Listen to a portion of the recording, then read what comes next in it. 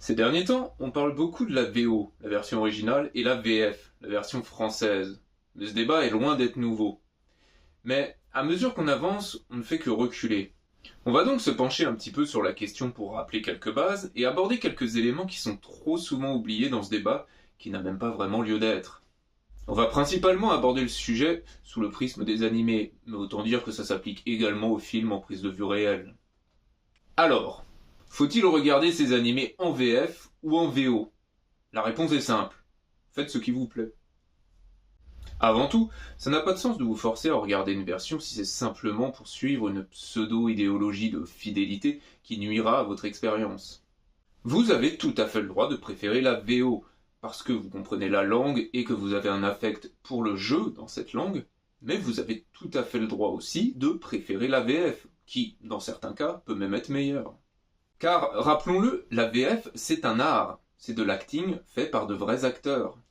Et force est de constater qu'on a de très bons acteurs, qui livrent des prestations qui, peut-être, trahissent le jeu de l'acteur d'origine, mais qui en aucun cas n'amoindrissent l'expérience, sauf en cas de mauvais acteur ou de mauvaise direction. De même qu'une traduction, un doublage n'est pas tant une trahison qu'une transformation. Et en quoi cela a-t-il son importance? Prenons un exemple concret, le mien. Je regarde mes animés en version japonaise, c'est-à-dire en version originale. Pourquoi? D'une part, parce que je comprends la langue et que je peux en saisir diverses petites nuances intraduisibles mais qui ne sont pas indispensables. Et d'autre part, car je suis attaché au jeu d'acteurs des doubleurs japonais, c'est-à-dire leur manière d'emphaser les émotions dans ce qu'on décrirait en temps normal comme du surjeu. Et c'est justement sur ce point que la VF est parfois critiquée dans le fait qu'elle ne correspond pas au personnage, ayant une direction plus réaliste. Mais le problème n'est pas forcément ici dans le jeu d'acteur, mais plutôt dans le réalisme d'animé, c'est-à-dire les codes de l'imaginaire que nous consommons. Dans le cas des animés, ce sont des codes japonais, ancrés dans leur culture et donc dans leur manière de jouer. Faire une VF n'est ainsi pas tant un problème de trahison du jeu de l'acteur, mais du réalisme même dans lequel s'inscrivent ces œuvres. Il s'agit ici de changer son milieu. Pour autant, je ne regarde pas des animés ou des films d'autres pays en VO. Je les regarde en VF, pour la simple raison que je ne comprends pas ces langues. Même dans le cas de l'anglais, je préfère la VF.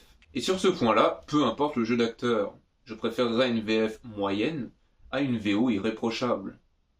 D'ailleurs, peut-on vraiment juger une VO si on n'en comprend pas du tout la langue? À méditer. La raison de cela s'inscrit dans une logique similaire à celle du milieu, mais à un niveau plus personnel. Voir une œuvre en VF, c'est permettre une projection aisée.